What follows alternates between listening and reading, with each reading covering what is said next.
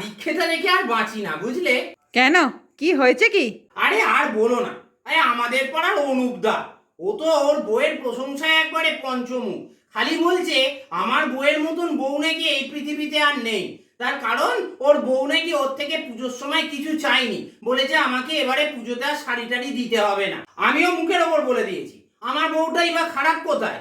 250 টাকার একটা শাড়ি দিলে ও আর মুখ ফুটে অন্য কোনো কিছু চায় না। এই শোনো, তোমার এরকম ঢঙের কথা না আমি অনেক শুনেছি। অনুপদার বউকে নিয়ে বালি যাচ্ছে, মানে ইন্দোনেশিয়া যাচ্ছে, আর তুমি তো আমার বাপের বাড়ি বালি পর্যন্ত নিয়ে যাও না। আরে রাগ করো না, পুজোটা মিটুক না, আমরাও তো বালি যাব বিজয়ের প্রণাম সারতে তোমার মা বাবাকে।